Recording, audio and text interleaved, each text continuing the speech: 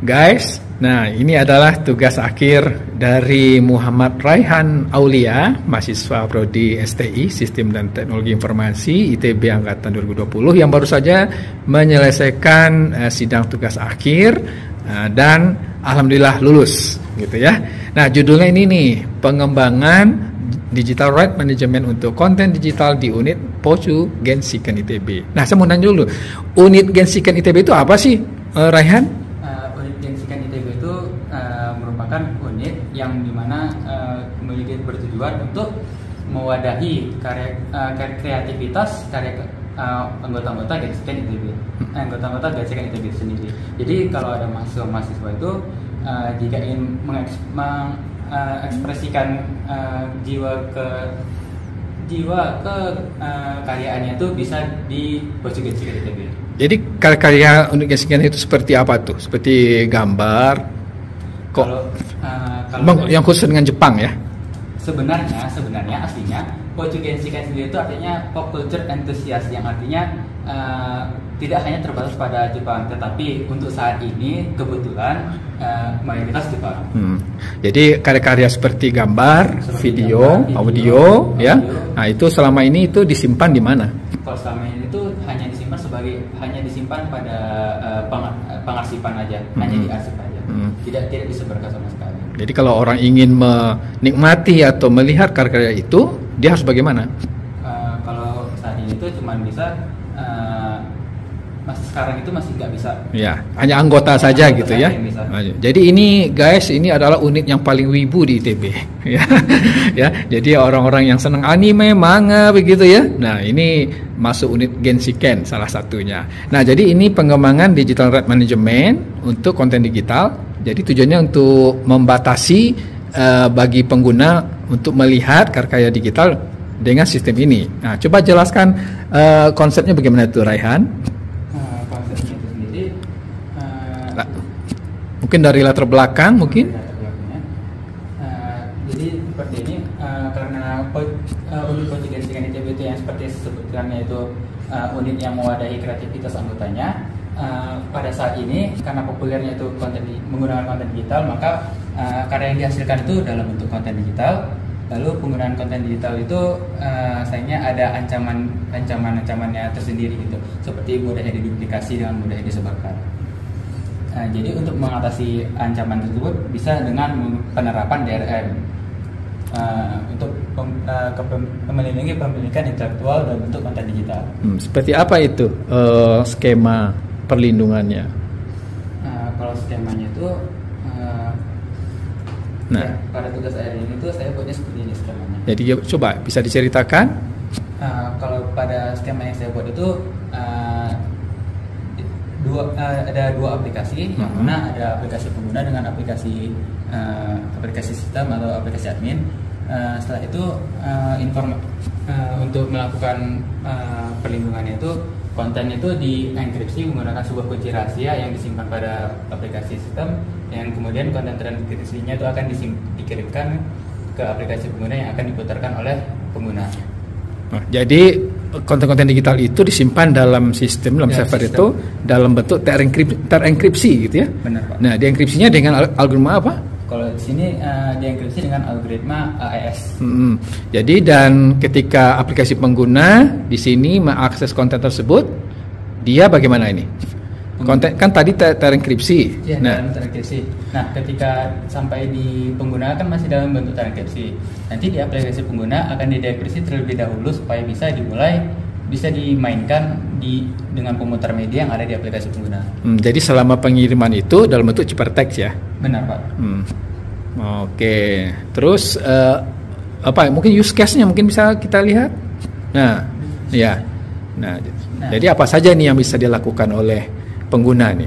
Nah, kalau dari admin sendiri, admin dapat melakukan tugasnya yaitu manajemen akun pengguna dan juga manajemen konten digital, seperti menghapus pengguna, menambahkan pengguna baru, menambahkan konten digital, hapus konten digital, serta melihat daftar konten digital, dan juga tentu saja tidak lepas dari autentikasi dari pengguna itu sendiri.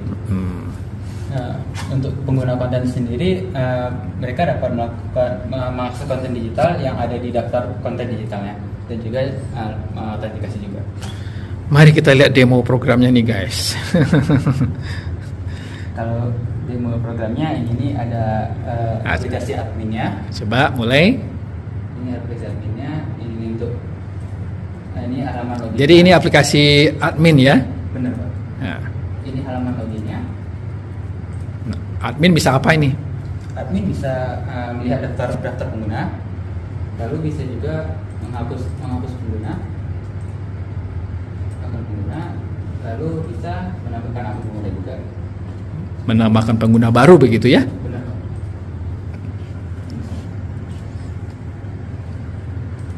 Nah, jadinya seperti itu yang paling bawah. Oke, terus dashboard media. Dashboard media ini untuk daftar medianya, bisa juga untuk menghapus media. Atau menambahkan gitu ya? Lalu menambahkan media. Coba kita tambahkan konten digital.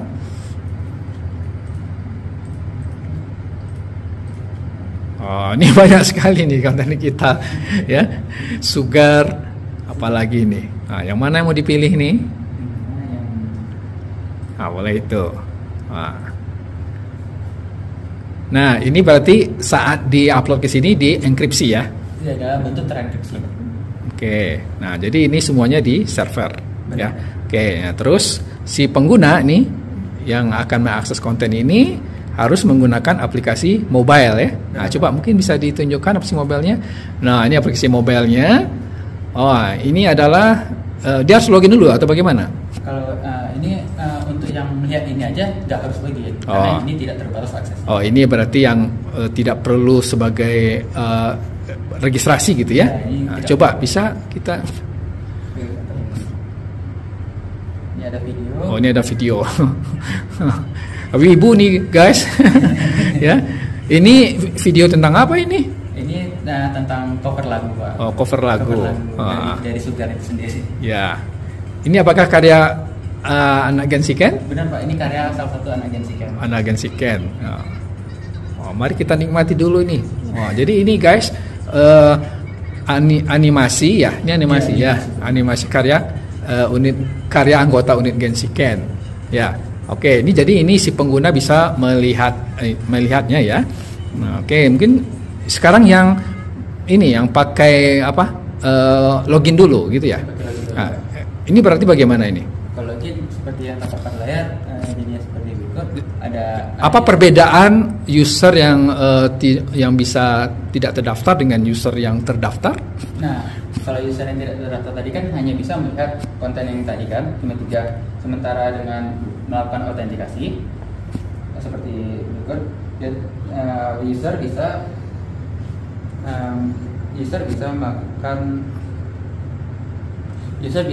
mendapatkan konten-konten yang dengan akses yang terbatas.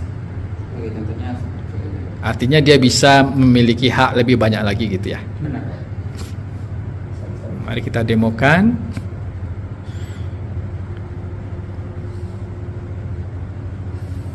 Nah, nampak seperti ya, contohnya saja nih apa nih yang mau ditampilkan? Ini salah satu karya anak-anak. Oh, ini adalah gambar ya? Ya, ini gambar. Karya anak Gen Siken. Ini siapa ini namanya? Ini Pak, ini namanya Ajibel. Ajibel. Yang mana ini Ajibel. Karakter original dari salah satu anggota. Coba karya lainnya apa? Karya lain itu ada juga Sugar. Ini yang Sugar komunikasi. Ini yang tadi ya. Ada juga yang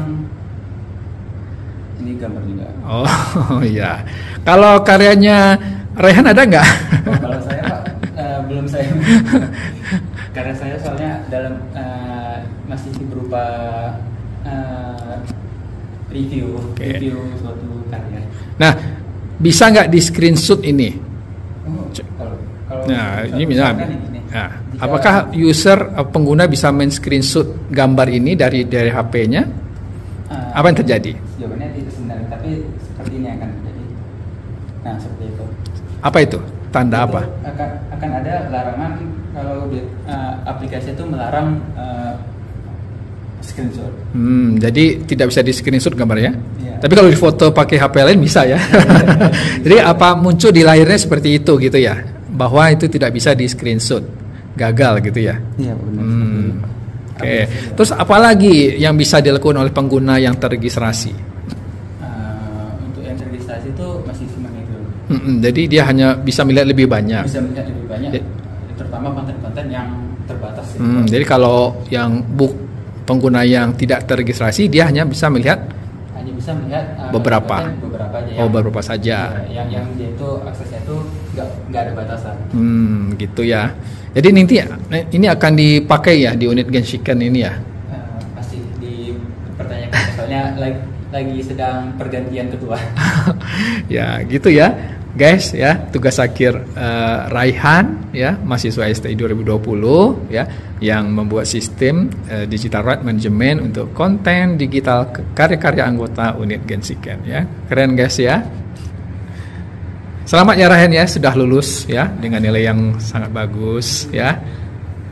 Silakan revisi tugas akhirnya. Gitu guys.